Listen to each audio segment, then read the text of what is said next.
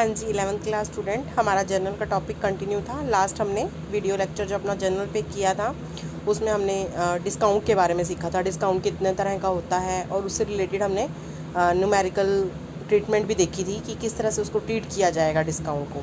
एक छोटा सा पॉइंट न्यूमेरिकल करने से पहले और डिस्कस कर लेते हैं, फिर कंबाइन न्यूमेरिकल हो जाएगा डिस्कस। रिबेट क्या होती है?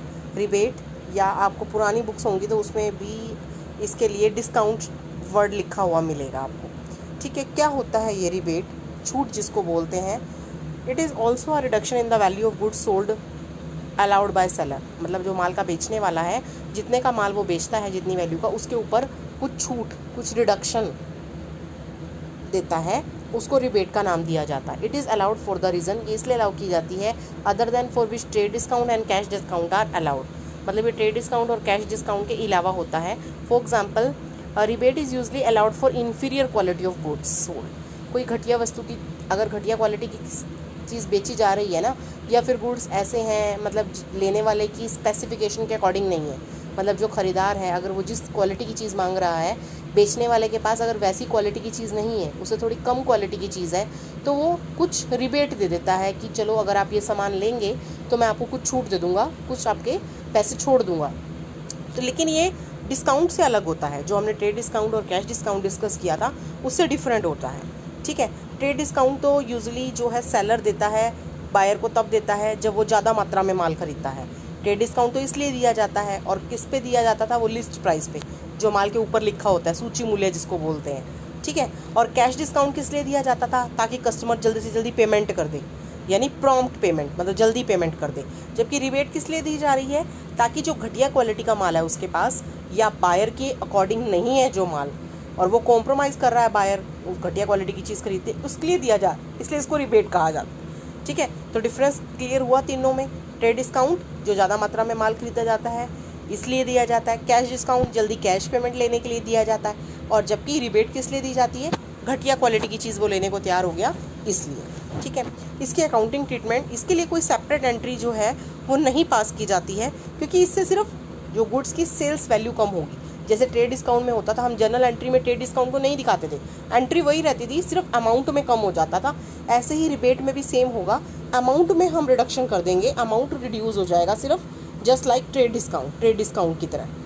ठीक है, और जो आपकी वैल्यू है वही की वही, आपने वैल्यू में रिडक्शन दिखाना है, एंट्री वही के वही रहेगी। ठीक है, अब इसके साथ ही हम और क्या पॉइंट डिस्कस करेंगे? इसके साथ एक और पॉइंट है, अब इसकी एंट्री देख लीजिए। However if rebate is allowed after the entry for the sale of goods, अगर आपने गुड्स बेचे हैं उसके साथ आपने अलाउ की है रिबेट, तो इसको आप पास करेंगे, then a separate entry will be required in the books of seller as well as purchaser. जैसे सेलर है, जो हमारा माल को बेचने वाला है, वो क्या एंट्री पे करेगा? उसने तो रिबेट दी है ना, रिबेट अलाउ की है, तो रिबेट अलाउ की यानी उसका तो खर्चा हो गया, तो वो एंट्री करेगा अपनी बुक में, rebate allowed account debit to purchaser. उसने रिबेट को डेबिट किया क्योंकि उसके लिए एक्सपेंडिचर है। एक्सपेंडिचर क्या होते हैं? डेबिट होते हैं। तो सेलर की बुक में तो rebate allowed account debit to purchaser, और परचेजर को रिबेट मिली है, उसकी क्या हो गई? इनकम हो गई, तो रिबेट रिसीव हुई है उसको। ठीक है, तो उसकी इनकम हो गई। इनकम क्या होती है? क्रेडिट होती है। तो सेलर को अकाउंट डेबिट करके टू रिबेट रिसीव, ये आपने ध्यान रखना है। ठीक है, अगर आपकी रिबेट दे दी है, कब दी है? सेल ऑफ गुड की एंट्री पास करने से बाद। Rebate is allowed after the entry for the sale of good has already been passed. आपने गुड्स की एंट्री पहले कर चुके हो, लेकिन रिबेट बाद में मिली है। रिबेट बाद में मिली है तो इस तरह से उसकी एंट्री पास करनी पड़ेगी। तो सेलर जो है, सेलर की बुक में रिबेट वो दे रहा है, छोड़ रहा है कुछ अमाउंट, उसका नुकसान हो रहा है, तो रिबेट को डेबिट कर दिया। जबकि यही चीज़ परचेजर को रिसीव हो रही है, उसको बच रहा है, उसकी इनकम हो रही है, उसके लिए क्या हो जाएगा? क्रेडिट हो जाएगा। तो इस तरह से हम रिबेट को डिस्कस करते हैं। इसके साथ ही एक पॉइंट और डिस्कस करेंगे जर्नल एंट्रीज को डिस्कस करने से पहले। कंपाउंड जर्नल एंट्रीज, ये क्या होती हैं? कंपाउंड, मिश्रित जर्नल प्रविष्टियाँ जिनको कहा जाता है। इसमें क्या होता है? जब दो या दो से ज़्यादा ट्रांजैक्शन एक पर्टिकुलर अकाउंट की वो एक ही डेट पे होता है, उस टाइम हमें अलग अलग एंट्री बनाने की बजाय हम एक कंबाइन एंट्री बना देते हैं, जिसको कंपाउंड जर्नल एंट्री कहते हैं। फॉर एग्जांपल, जैसे देखिए कि 31 मार्च को 50,000 रुपये सैलरी के पे किए, 20,000 रुपये रेंट के पे किए किसी बिजनेस ने। एक बिजनेस फर्म ने 31 मार्च को 50,000 सैलरी के और 20,000 रेंट के मतलब दो चीज़ें हैं अलग अलग लेकिन सेम डेट पे हो रही हैं। तो आपकी एंट्री क्या बनेगी, दो खर्चे हो गए आपके, सैलरी भी खर्चा है, रेंट भी खर्चा है, दोनों अकाउंट डेबिट हो गए। Salary account debit, rent account debit, दोनों किस फॉर्म में जाएंगे, खर्चा कैश जाती है to cash, cash real account है, क्रेडिट व्हाट गोज आउट। ठीक है, खर्चे किस में आते हैं, नॉमिनल अकाउंट में। नॉमिनल अकाउंट का रूल क्या था, डेबिट द एक्सपेंसेस, एक्सपेंसेस को डेबिट कीजिए और इनकम्स को क्रेडिट कीजिए। अब यहाँ सैलरी और रेंट एक्सपेंडिचर्स है इसलिए उनको डेबिट कर दिया, और कैश गई है इसलिए कैश क्रेडिट हो गया। 50,000 की सैलरी थी, 20,000 की रेंट था, दोनों को जोड़ के टोटल कैश गई 70। तो आपका डेबिट और क्रेडिट साइड का टोटल मैच होना चाहिए एंट्री के अंदर, ये भी ध्यान रखना। कंपाउंड एंट्री करते वक्त बच्चे ये गलती कर देते हैं अमाउंट लिखने की। जितना अमाउंट डेबिट में दो अकाउंट है, एक सैलरी का और रेंट का, क्रेडिट सिर्फ एक ही अकाउंट हो रहा है, तो डेबिट के दोनों अकाउंट का अमाउंट मिला के क्रेडिट के एक अकाउंट के बराबर होना चाहिए, क्योंकि डेबिट और क्रेडिट का टोटल हमेशा बराबर होता है। ठीक है, तो इस तरह की एंट्री को आप अलग अलग भी बना सकते हैं, मतलब ये एंट्री अलग अलग भी बन सकती थी, कोई ज़रूरी नहीं थी कि कंपाउंड, वैसे दिखाने के लिए था कि कंपाउंड एंट्री कैसे होती है। तो कंपाउंड एंट्री कई तरह की हो सकती है किसी एंट्री में दो डेबिट हो रहे हो, एक क्रेडिट है, हो सकता है किसी एंट्री में दो क्रेडिट हो और एक डेबिट हो, ये भी हो सकता है दो डेबिट हो और दो ही क्रेडिट हो। तो ये कई वेरिएशंस में आपके पास आगे एंट्री आएगी। ठीक है, उसके बाद आगे बढ़ते हैं, एक न्यूमेरिकल ले लेते हैं। अभी तक जितना भी हमने किया जनरल में डिस्कस, नॉर्मल शुरू से फर्स्ट लेक्चर से, कि जनरल में एंट्री कैसे बनती है, कैपिटल की एंट्री क्या होती है जब कैपिटल लगती है, उसके बाद हमने डिस्कस किया परचेज ऑफ गुड्स की एंट्री क्या होती हैं, एसेट की परचेज की एंट्री क्या होती है, डिस्काउंट के बारे में हमने डिस्कस किया, और इस लेक्चर में हमने रिबेट डिस्कस किया, कंपाउंड जनरल एंट्री डिस्कस किया। अब इतना कुछ डिस्कस कर लिया तो सबके समेशन से एक न्यूमेरिकल बनेगा, वो न्यूमेरिकल डिस्कस कर रहे हैं। परफॉर्मा आपको पता है जनरल का कैसे बनता है, ठीक है, डेट कैसे लिखी जाती है, उसमें ईयर को एक ही बार मेंशन कर दिया जाता है, जैसे 2018 है, एक बार मेंशन कर देंगे परफॉर्मे में। उसके बाद 1 बाय 1 हम एंट्रीज करेंगे। तो पहली एंट्री है paid cash to Mahesh and discount received from him. अब आप इसमें दो चीज़ें देखिए, ध्यान से देखिए, महेश नाम के व्यक्ति को कैश पे की जा रही है बिजनेस के द्वारा और उससे डिस्काउंट रिसीव हो रहा है।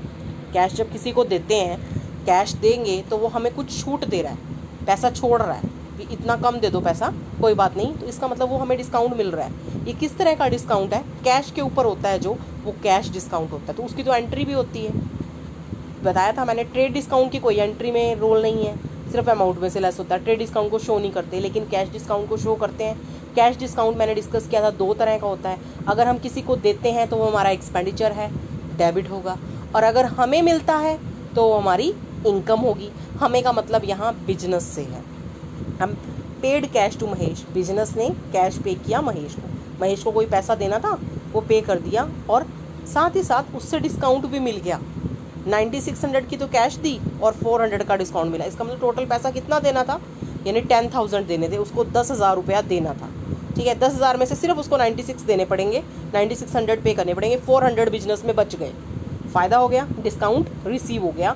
तो डिस्काउंट रिसीव्ड इनकम होती है। अब इस एंट्री में आपने सबसे पहला काम क्या करना है, अकाउंट छांटने हैं। मैंने आपको बताया था हर ट्रांजैक्शन से दो अकाउंट इफेक्टेड होते हैं, एक डेबिट होगा एक क्रेडिट होगा, और ऐसा भी हो सकता है कि दो डेबिट हो एक क्रेडिट हो, वो आपको देखना पड़ेगा।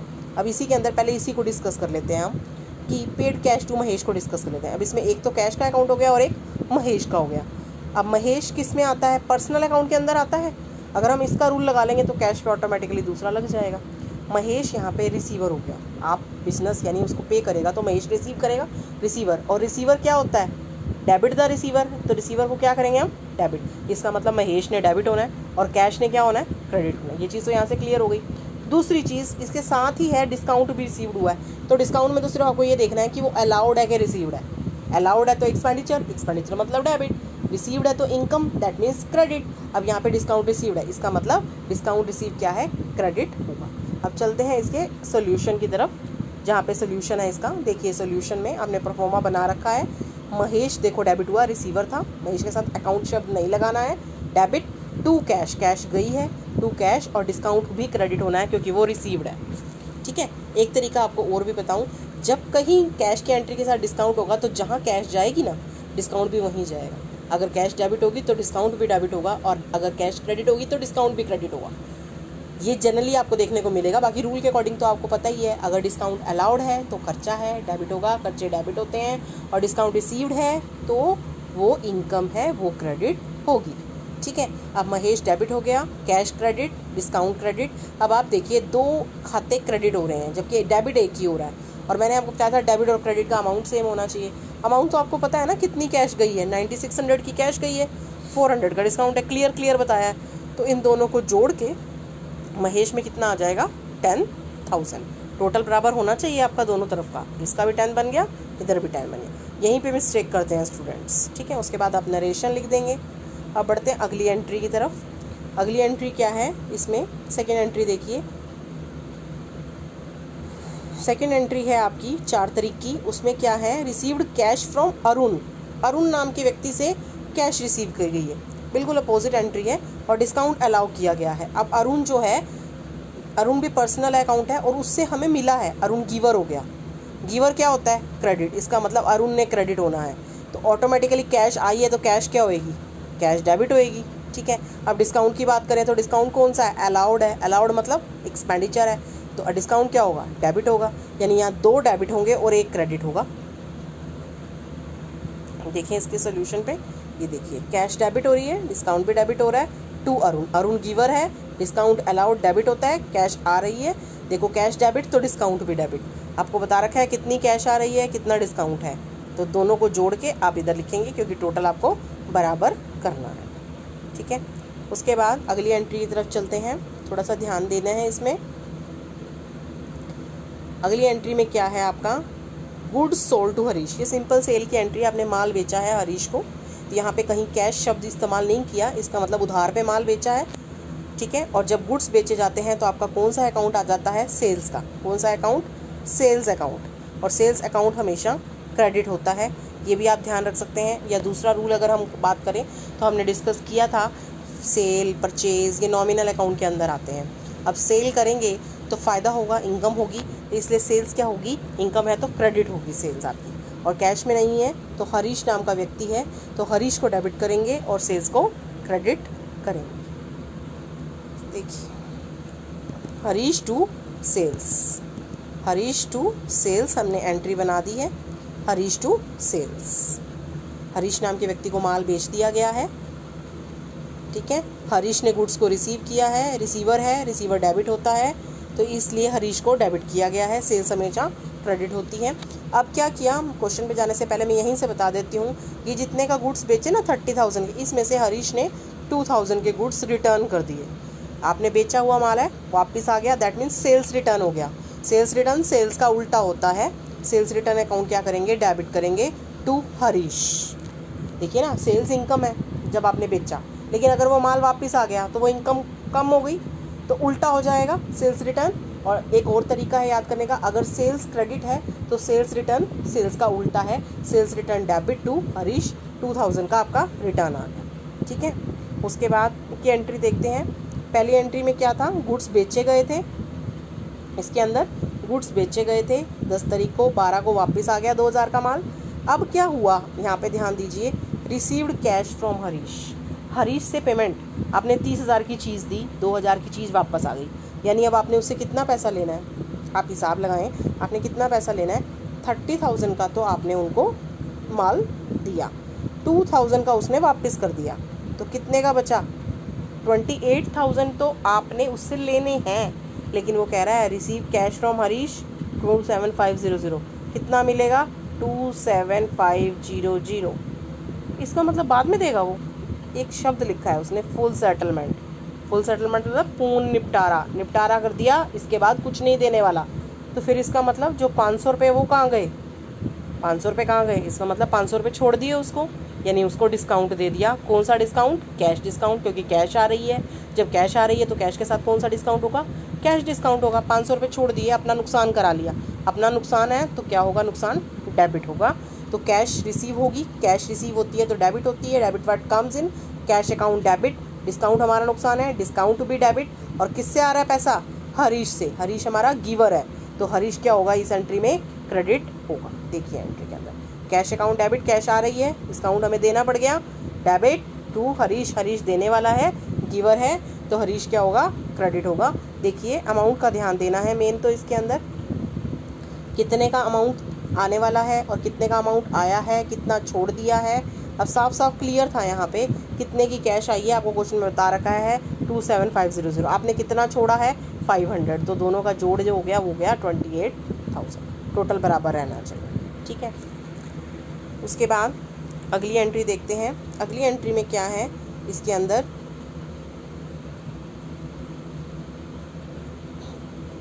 जून 20 की एंट्री है। जून 20 की एंट्री में क्या चीज़ बताई हुई है कि इसमें गोपाल को गुड्स बेचे गए हैं, गोपाल को गुड्स बेचे गए हैं जिसका लिस्ट प्राइस 60,000 था और ट्रेड डिस्काउंट 10%। अब ट्रेड डिस्काउंट को साफ साफ लिख के बताएगा जब कभी ट्रेड डिस्काउंट होगा, और मैंने आपको बताया था ट्रेड डिस्काउंट को एंट्री में शो नहीं करते, जैसे कैश डिस्काउंट को हम शो कर रहे हैं ना, ट्रेड डिस्काउंट को नहीं शो करना। और ये कैलकुलेट भी किस पे होता है, लिस्ट प्राइस पे, यानी 60,000 पे 60,000 का माल था, उस पर 10% का डिस्काउंट कैलकुलेट तो करेंगे हम, कितना आया 6,000 आया, यानी हमें पता लग गया कितना डिस्काउंट है 6,000 का। हमारी एंट्री जो हम करते थे, जैसे इसमें सेल की एंट्री करनी है हमने, तो सेल की एंट्री तो करेंगे लेकिन अमाउंट उसमें 60,000 नहीं दिखाएंगे, 60,000 में से जितना डिस्काउंट आया था ना 6,000 का वो माइनस कर देंगे, यानी एंट्री कितने से होएगी 54,000 से एंट्री होएगी। एंट्री सेल की होएगी, सिंपल सेल्स क्रेडिट होती है, और यहाँ कैश नहीं लिखा तो हम गोपाल को बेच रहे हैं, गोपाल टू सेल्स, और वो जो 10% कैलकुलेट किया था वो इसमें से माइनस करके एंट्री में हमने पूरा 60 ना दिखा के वो लेस करके दिखाना है। एंट्री में उस डिस्काउंट को शो नहीं करना, ट्रेड डिस्काउंट को शो नहीं करते हैं। ठीक है, उसके बाद एक एंट्री है इसके अंदर और लास्ट, ये भी ट्रेड डिस्काउंट की ही है, परचेज गुड्स। अब गुड्स ये तो सेल की थी, अब परचेज करते वक्त भी लिस्ट प्राइस दिया हुआ है और ट्रेड डिस्काउंट दिया है, परचेज की एंट्री में भी रिड्यूस हो जाएगा, डिस्काउंट तो आएगा ही नहीं क्योंकि ट्रेड डिस्काउंट लिखा हुआ है। ठीक है, तो परचेज की एंट्री में भी देखिए, purchase account debit to Ravi है, माल 20 का था, 20 का 15% कैलकुलेट करेंगे 3,000, 20 में से 3 गए 17,000 की एंट्री दिखा देंगे और सिंपल परचेज की एंट्री दिखाएंगे, कहीं पे इसको शो नहीं करेंगे। ठीक है, इसके साथ ही आई थिंक काफ़ी हद तक आपको क्लियर हो गया होगा। ठीक है।